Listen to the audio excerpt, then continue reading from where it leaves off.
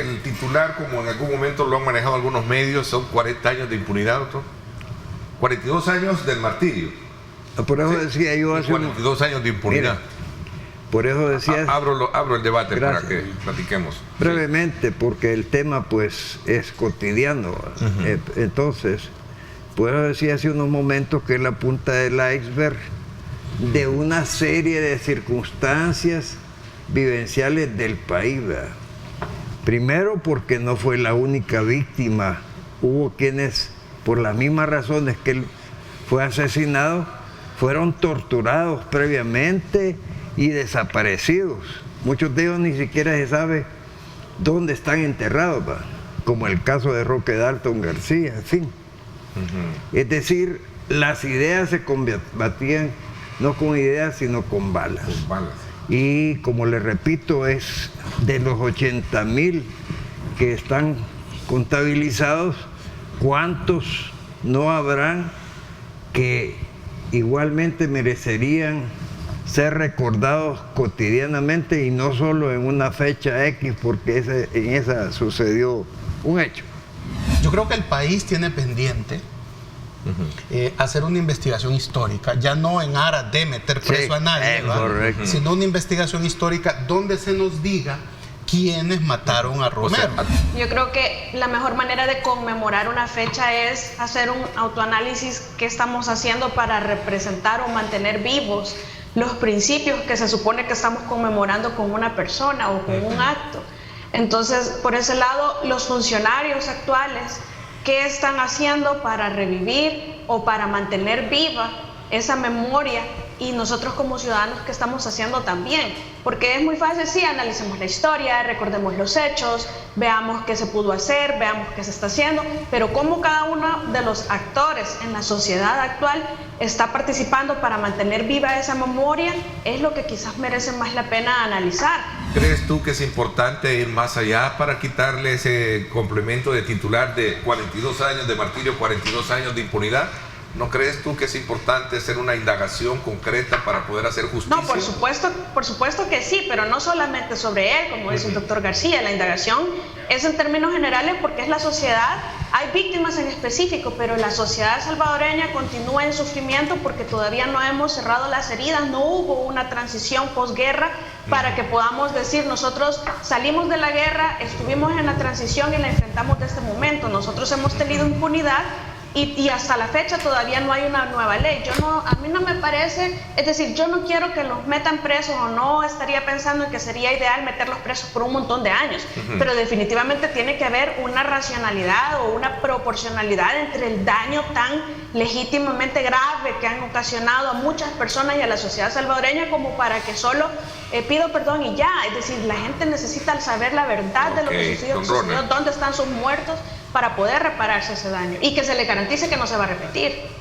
Porque estos son los resultados de lo que estaba sucediendo en nuestra sociedad en ese momento.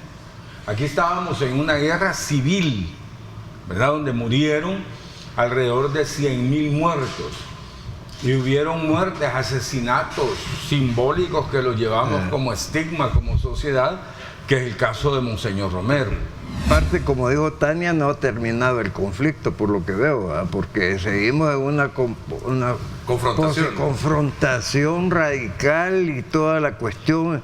Hay una lucha generacional obvia también, ¿verdad? En que se quiere marginar por A o B razón el concepto de la tercera edad en este país, ¿verdad?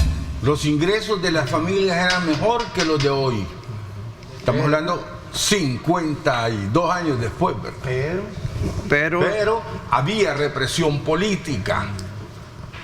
O sea, la dictadura militar se había montado en base a hacer fraudes y fraudes. Cada elección que íbamos había un fraude y obviamente pues el PCN con los militares ganaban todo, ¿verdad? Rellenaban las urnas y le metían mil votos a una urna de 300 y aparecían 1000 votos del PCN, 300 de la democracia cristiana. La represión política no puede seguir en este país. Los fraudes no pueden volverse a dar nunca jamás, porque eso nos estaría haciendo cometer los mismos errores del pasado y eso podría hacernos terminar en otro conflicto social, viendo la historia como la maestra. Él es un símbolo, pero representa a miles de personas. Hoy podemos opinar como lo hacemos. Yo, por lo menos es mi óptica en relación al nombre y la figura, ¿verdad? La cuestión religiosa es una cuestión que más personal de cada hay quien, que respetar, ¿verdad? Porque es un método usado para dimensionar a una persona y que tiene mucha importancia religiosa. Pero para mí la importancia del nombre es porque acumula los nombres de Pecorini, los nombres de Rodríguez Por, de Elito Albún, de todos los periodistas asesinados. Juan Chacón. Lito Arce Sabla. Es correcto. Entonces, Álvarez. De ahí la importancia, porque si no tendríamos que hacer una conmemoración individualizada, como repito, de gente mártir. Y entonces está bien, Monseñor Romero era la voz reclamante y que proponía constantemente que hubiera justicia como instrumento de la paz. Eso hace referencia a que los pobres han sido siempre en El Salvador como los menos protegidos, los más vulnerables. Incluso el sistema legal ha sido diseñado para proteger a las minorías que detentan el poder. Podemos, por lo menos quizás como una leve evolución, creo que vale la pena hacer mención al hecho que ahora estamos viendo en el banquillo de los acusados a personas que en el pasado fueron protegidas, que cometían delitos y que incluso algunos han sido hasta condenados, otros están en vías de. Quizás lo que hay que retomar es el camino por el cual deben de hacerse las cosas. De no participar. ¿Y a qué está recurriendo Portillo Cuadra, por ejemplo, que era el tuit que el presidente lanzaba? A estar queriendo proponer una gran alianza, ¿verdad? Del FMLN. Y estaba Don Ronald. Exacto, del FMLN y Arena. No, en el programa de Libertad, el programa del doctor ahí Portillo. le está diciendo que no es cierto. Entonces, no, por eso, pero sale Portillo Cuadra y pone de ejemplo la alianza que hace el PRI y el PAN en México. Ah, bueno, es otra cosa. No, por eso. Y es una falacia. Claro, entonces pero eso mismo se lo han buscado. Entonces, oír a Olivo quejarse, primero, lo decía yo el miércoles en tu programa, no hay que desestimar esas denuncias. Lo que me extraña es por qué no han destituido a ese Tribunal Supremo Electoral, hombre, cuando es responsable de toda la ignominia electoral que ha habido en este país en los últimos tiempos, incluyendo el bloqueo que hicieron con el CD y con el nuevo partido. Contra el presidente. Sí, que por cierto, para ser justo, el señor ministro de Defensa de ese momento, Munguía Payés, tuvo que salir a advertirles que tenían que respetar los conceptos democráticos de la participación electoral, hombre. Entonces, todo esto les niego el derecho a sentirse ofendidos, hombre, de los mismos hechos, como dice Tania, que ellos mismos han cometido en el pasado y que han institucionalizado. Es una vergüenza para este país que ese tipo de funcionarios sigan en los cargos. Yo estaba totalmente de acuerdo con que el tribunal desaparezca. Debe de pasar a la Corte Suprema de Justicia y debe haber una sala electoral y ahí que se diriman las cosas electorales. Y debe haber una oficina técnica que haga elecciones. Sí, porque nunca ha sido supremo ese consejo. No, jamás, Nelson, si es un pandemonium. Aunque venga del pandemonium, es verdad. O sea que hoy él está sufriendo el ácido, el amargo de estar en minoría y tener a 4 en contra de él. Pues sí. Pero hay que tomar en cuenta esa denuncia porque él lo que está denunciando es que ahí se está generando un posible fraude para el 2024. Dados los antecedentes de desempeño de esta gente, ¿verdad?, ya no es necesario ni siquiera tomar en cuenta esos criterios, o me ponga gente decente ahí, entonces analizamos lo que ellos propongan. Pero mientras eso pasa, vendrá la elección del 2024, que es la denuncia. La gran tragedia de la oposición, doctor, creo yo, es que la oposición es el único representante que tienen en el Tribunal Supremo Electoral es Julio Olivo. Sí, porque los otros, para quedar bien, comprados y vendidos. Espérame, sí. Porque hoy resulta que Julio Olivo, ¿verdad? Sí. Lo acusa de estar alineado con la mayoría. No, y desde un avión voy yo y me doy cuenta que están alineados los 4. Sí. Por ahí alguien decía que iban a recoger un cheque a no sé dónde. Entonces, por eso tiene eso razón es lo que dice el chambre. doctor Itania, de que está hablando gente, ¿verdad? Que en su momento hizo exactamente lo mismo. Claro. O sea, sí, es que yo no salvo a nadie. Exacto. Ponga No salvo a gente nadie. diferente. Lo Mira. que señalo es que la denuncia no hay que dejarla pasar. Sí, porque o sea, es peligrosa. Hay que tomar, Mira, Hay que apuntar. tomarle en cuenta, claro. Cuando las denuncias las hacen personas que están avaladas por una pero eso conducta es estar similar. queriendo cubrir eso y no me vale. No. Yo creo que podemos hacer la división para no solamente hacer un ataque hacia las personas que están completamente sin ningún tipo de moral para hacer observaciones, pero a su vez eso no quita que podamos hacer un análisis sobre la misma observación. Yo digo que hay que poner funcionarios confiables y que no tengan antecedentes comprometidos, como ya lo analizó Tania palpablemente, ¿verdad? Que hay hay un vacío y la gente se pregunta, y bueno, ¿y por qué no hicieron lo mismo que hicieron con los magistrados, pues, de la Sala de lo Constitucional? Porque esto les conviene entonces, y aquello no. Entonces estos señores, si hemos visto los perfiles, como dicen, de esa sonrisa hipócrita para no me vayan a quitar, ¿verdad? Y lo mismo está pasando con la Corte de Cuentas. Pero esos son funcionarios que han venido comprometidos con el pasado en cuestiones que han lesionado intereses del pueblo salvadoreño. Yo no digo que conceptos democráticos ni nada de eso, porque esa es parte de la fantasía que le han hecho vivir a este pueblo. Lo que tiene que hacer la oposición frente a las denuncias del testigo criteriado del Tribunal Supremo Electoral es prever ustedes como oposición cómo van a participar en el 2024, supervisar ese proceso. Ya la ley les da la oportunidad de tener representantes. Si va a haber voto electrónico, tienen que supervisar el software, ¿verdad? Para evitar que haya malos entendidos de que se alteraron votos, de que se hizo votar a la gente, de que se trasladaron votos de alguien para otro lado, que son las cosas que pueden pasar en esos software. Y Marvin, que no hagan lo mismo que ya hicieron de cancelar al CD y de no inscribir a nuevas ideas, ¿verdad? Es decir, que le inscriban los partidos políticos y cumplen los requisitos. Por ejemplo, y empezar desde ya como oposición, y ahí les doy una asesoría, una bandera para la oposición de la sociedad civil, empezar a exigir que se ablanden o se aligeren los requisitos. Que sean menos opositores. Los no partidarios. Bueno, promover, yo creo que hay que darle vida nuevamente o averiguar, que nos informen en qué estado se encuentra la propuesta de reforma, porque ahí estaba también lo que don Ronald hablaba, que pase a la Corte como una sala para ver todo lo electoral, claro, porque definitivamente la forma en la que está es que como está diseñado en la Constitución, eso fue una falacia, que después de la guerra se incluyera el Tribunal Supremo Electoral, pero a la vez se incluyera regalado a los partidos políticos.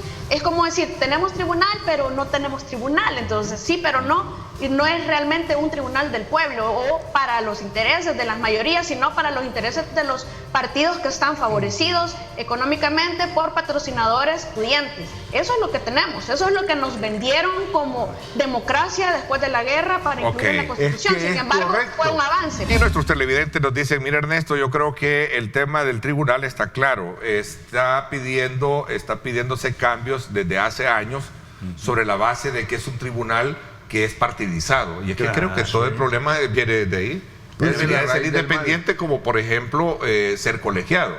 Por eso digo yo, una sala electoral. Una sala electoral. En la Corte Suprema de Justicia, para que ahí se diriman las cosas. Y los magistrados electos tienen que ser electos igual que los demás. O sea, no con golpe de Estado como el del 1 de mayo, no, correctamente, como Dios manda. Y el tribunal solo como algo administrativo para organizar organizar el evento electoral, nada más. Cuando hablan de partidos políticos, aquí yo no encuentro ningún partido político.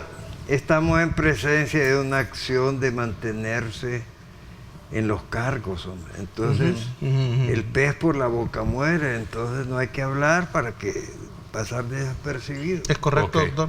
Ahora, ¿y qué será ese tema de denuncia, de pacto? ¿Será un pacto lo que hay o es que realmente Lo que pasa es que Están fraguando un fraude. en entre líneas lo que el magistrado Eso es lo que Olivo planteó. quiere decir, anunciar, avisar Que estos van a hacer lo mismo estos que él. están haciendo un fraude.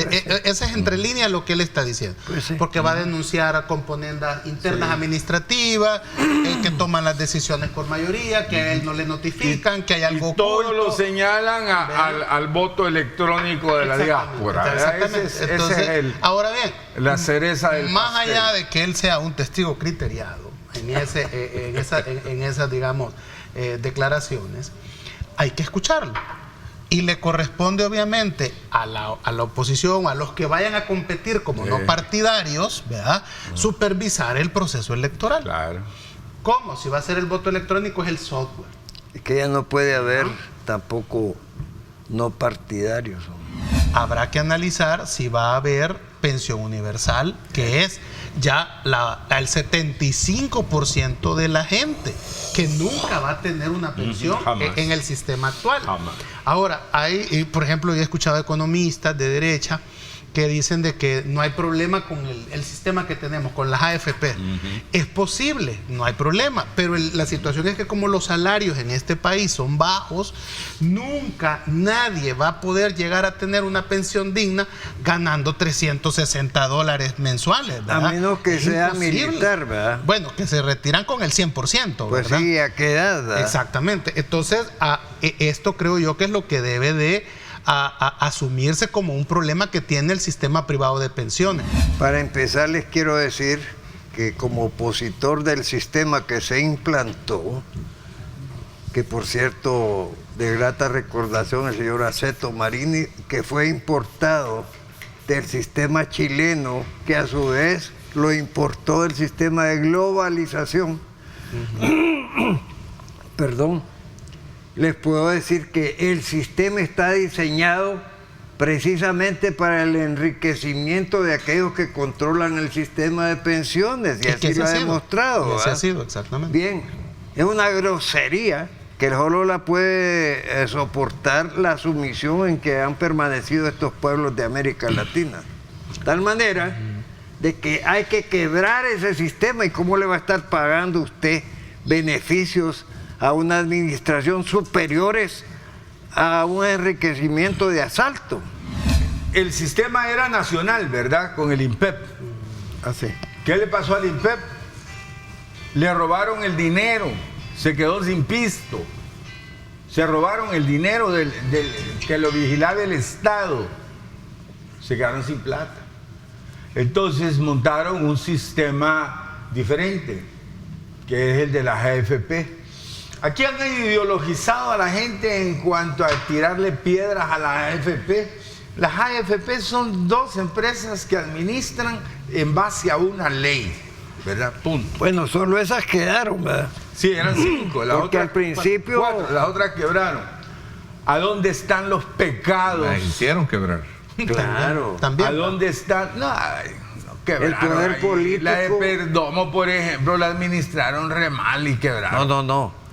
El poder político que está detrás de esas dos, ¿verdad? Que todos lo saben, los nombres y apellidos, se encargó de no tener Bueno, ya las vendieron. competencia. Ya las vendieron. ¿va? Claro. eso. Bueno, o sea, le pagaban el 1% al año por el dinero a la gente. Por eso. Cuando se le pagaba al Banco Mundial a lo mejor el 6%. La diferencia entre el 1 y el 6 a estas alturas podrá ser $5,000 millones Pues sí. que el Estado le debería de pagar a los trabajadores salvadoreños.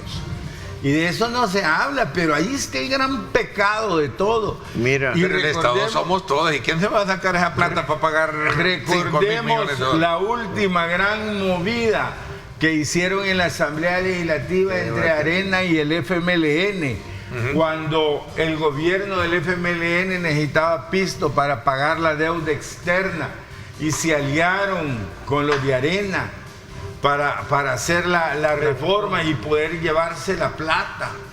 ¿Qué sucedió?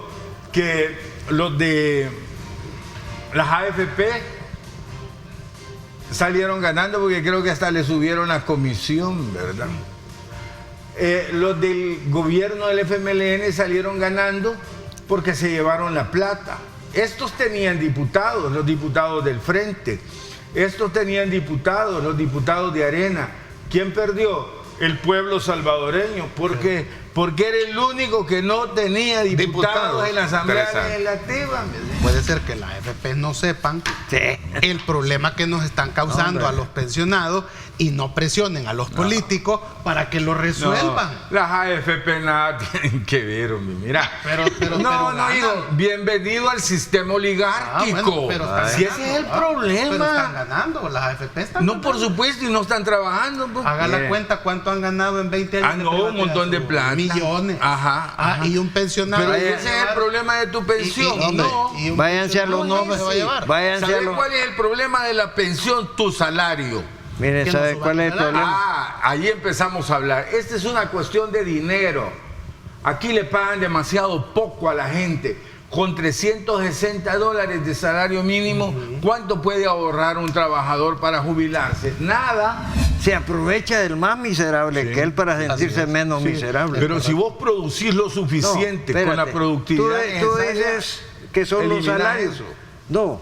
Claro. Las pensiones es un negocio piramidal que consiste en que la base de nuevos jóvenes entrando a las fuerzas de trabajo soportan con sus aportes, soportan a los que se van jubilando. El sistema solidario. Será la teoría solidaria, pero espérate. Los jóvenes ya no quieren tener hijos. No es teoría solidaria. Claro. Es teoría solidaria. De empleo, de mano de obra.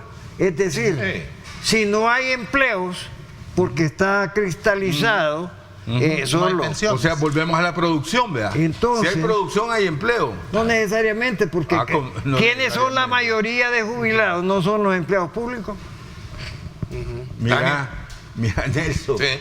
Al haber producción hay empleo, al haber empleo hay dinero. Los gobiernos... Aquí no hay empleo ni hay dinero, pero estamos en un sistema oligárquico terrible que lo hemos tenido durante los 2 siglos que llevamos y casi a nadie le gusta tocar ese tema.